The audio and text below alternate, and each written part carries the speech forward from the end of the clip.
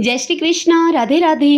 भगतजनों, वैशाख मास महात्म्य का वर्णन हमें स्कंद पुराण और पद्म पुराण में मिलता है।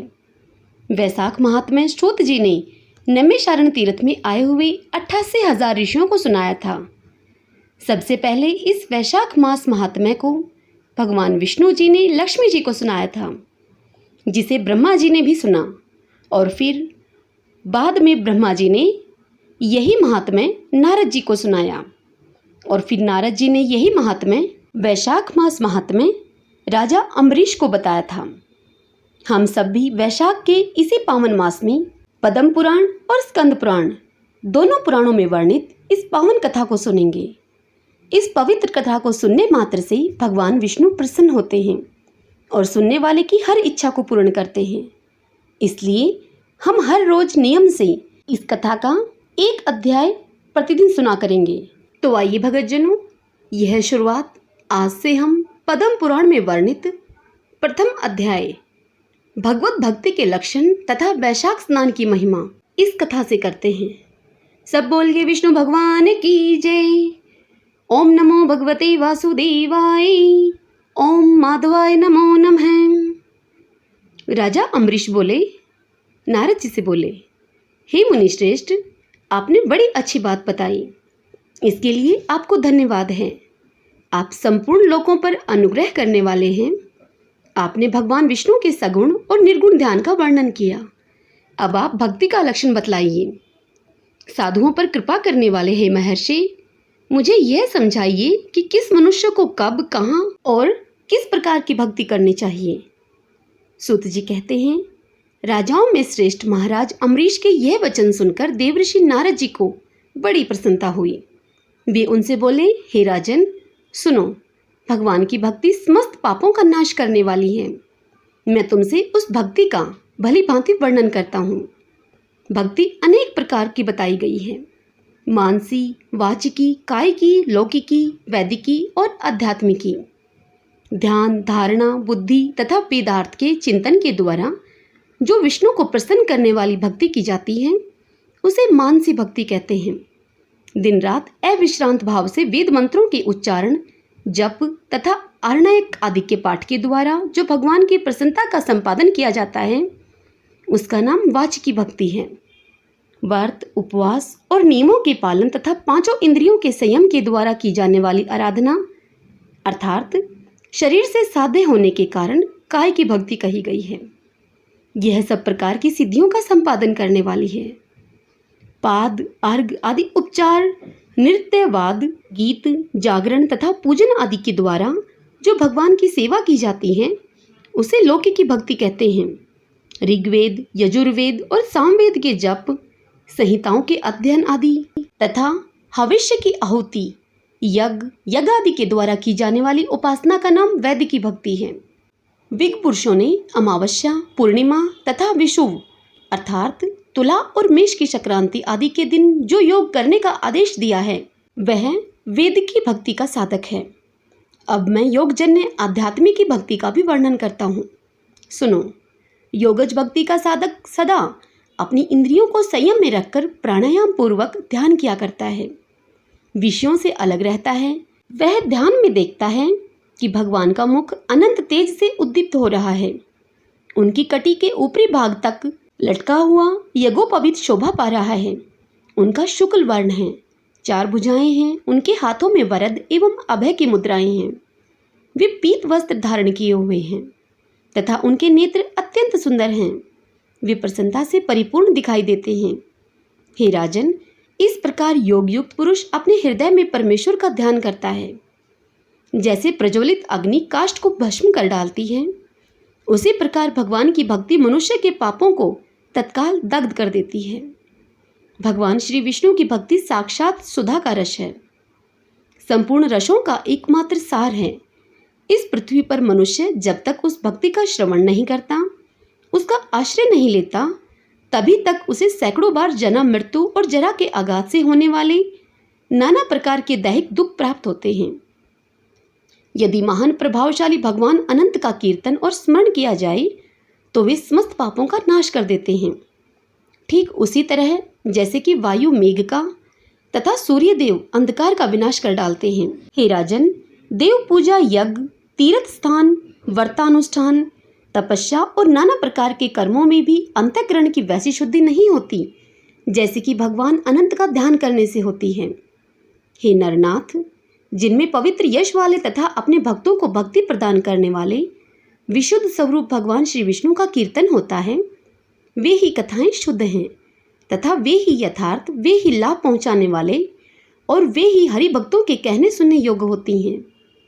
भूमंडल के राज्य का भार संभालने वाले धीरचित्त महाराज अम्बरीश, तुम धन्य हो, क्योंकि तुम्हारा हृदय पुरुषोत्तम के ध्यान में एकतान हो रहा है तथा सौभाग्य लक्ष्मी से सुशोभित होने वाली तुम्हारी नैष्टिक बुद्धि श्री कृष्णचंद्र की पुण्यमयी लीलाओं के श्रवण में प्रवृत्त हो रही है।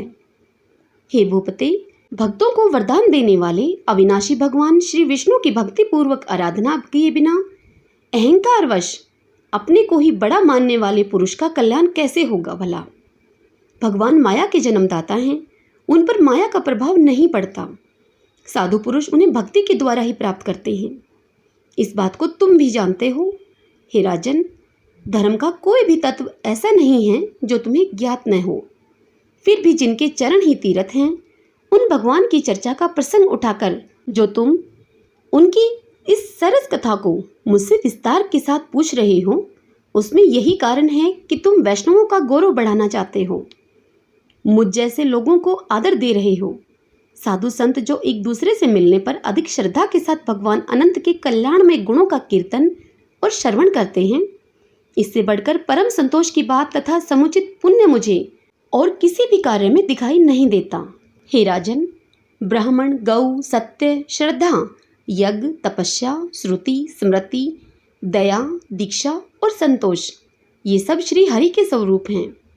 सूर्य, चंद्रमा, वायु, पृथ्वी, जल, आकाश, दिशाएं, ब्रह्मा, विष्णु, रुद्र तथा संपूर्ण प्राणी उस परमेश्वर के ही स्वरूप हैं। इस चराचर जगत को उत्पन्न करने की शक्ति रखने वाले वे विश्व रूप भगवान स्वयं ही ब्राह्मण के शरीर में प्रवेश करके सदा उन्हें खिलाया जाने वाला अन्न भोजन करते हैं। इसलिए जिनके चरण रेणु तीर्थ के समान हैं, भगवान अनंत ही जिनके आधार हैं, जो संपूर्ण प्राणियों के आत्मा तथा पुण्यमयी लक्ष्मी के सर्वस्व हैं, उन ब्राह्मणों का आदर पूर्वक पूजन करो। जो विद्वान ब्राह्मण को विष्णु बुद्धि से देखता है, वही सच्चा वैष्णव है तथा वही अपने धर्म में भली भांति स्थित माना जाता है। तुमने भक्ति के लक्षण सुनने के लिए प्रार्थना की थी, सो सब मैंने तुम्हें सुना दिया। अब गंगा स्नान करने के लिए मैं जा रहा हूँ। यह वैशाख का पावन महीना उपस्थित है, जो भगवान लक्ष्मीपति को अत्यंत ही प्रिय है। इसकी भी आज शुक्ला सप्तमी है। इसमें गंगा का स्नान अत्यंत दुर्लभ है। पूर्व काल में राजा जहन्नु ने वैशाख शुक्ला सप्तमी को क्रोध में आकर गंगा जी को पी लिया था और फिर अपने दाहिने कान में छिद्र से उन्हें बाहर निकाला था। अतः जहन्नु की कन्या होने के कारण गंगा को जाह्नवी कहते हैं। इस तिथि को स्नान करके जो आकाश की मेखलाभूत गंगा देवी का उत्तम विधान के साथ पूजन करता है, वह मनुष्य धन्य एवं पुण्य आत्मा है।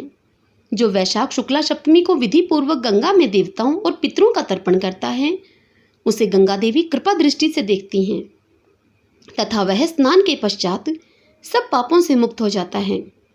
वैशाख के समान कोई मास नहीं है तथा गंगा के सदृश दूसरी कोई नदी नहीं है। इन दोनों का संयोग दुर्लभ है। भगवान की भक्ति से ही ऐसा सुयोग प्राप्त होता है। गंगा जी का प्रादुर्भाव भगवान श्री विष्णु के चरणों से हुआ है। वे ब्रह्मालोक से आकर भगवान शंकर के जटाजूट में निवास करती हैं। गंगा समस्त दुखों का नाश करने वाली हैं। वे अपने 3 स्रोतों से निरंतर प्रवाहित होकर तीनों लोगों को पवित्र करती रहती हैं। उन्हें स्वर्ग पर चढ़ने के लिए सीढ़ी माना गया है।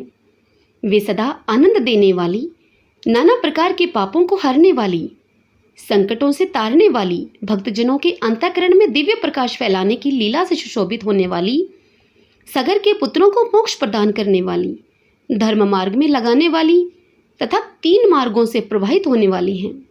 गंगा देवी 3 लोकों का श्रृंगार हैं। वे अपने दर्शन, स्पर्श, स्नान, कीर्तन, ध्यान और सेवन से हजारों पवित्र एवं अपवित्र पुरुषों को पावन बनाती रहती हैं। जो लोग दूर रहकर भी तीनों समय गंगा गंगा गंगा इस प्रकार उच्चारण करते हैं, उनके 3 जन्मों के पाप गंगा जी नष्ट कर देती हैं। जो मनुष्य 1000 योजन दूर से भी गंगा जी का स्मरण करता है, वह पापी होने पर भी उत्तम गति को प्राप्त होता है। हे राजन, वैशाख शुक्ला सप्तमी को गंगा जी का दर्शन विशेष दुर्लभ है। भगवान श्री विष्णु और ब्राह्मणों की कृपा से ही उस दिन उनकी प्राप्ति होती है। माधव अर्थात वैशाख के समान महीना और माधव अर्थात विष्णु के समान कोई देवता नहीं है, क्योंकि पाप के समुद्र में डूबते हुए मनुष्य के लिए माधव ही जहाज का काम देते हैं। माधव मास में जो भक्तिपूर्वक दान, जप, हवन और स्नान आदि शुभ कर्म किए जाते हैं, उनका पुण्य अक्षय तथा 100 करोड़ गुना अधिक होता है। जिस प्रकार देवताओं में विश्वात्मा भगवान नारायण देव श्रेष्ठ हैं, जैसे जप करने योग्य मंत्रों से गायत्री सबसे उत्कृष्ट है, उसी प्रकार नदियों में गंगा जी का स्थान सबसे ऊंचा है। जैसे संपूर्ण स्त्रियों में पार्वती, तपने वालों में सूर्य, लाभों में आरोग्य लाभ, मनुष्यों में ब्राह्मण, पुण्यों में परोपकार, विद्याओं में वेद, मंत्रों में प्रणव, ध्यानों में आत्मचिंतन, तपस्याओं में सत्य और स्वधर्म पालन, शुद्धियों में आत्मशुद्धि, दानों में अभयदान और गुणों में लोभ का त्याग ही सबसे प्रधान माना गया है।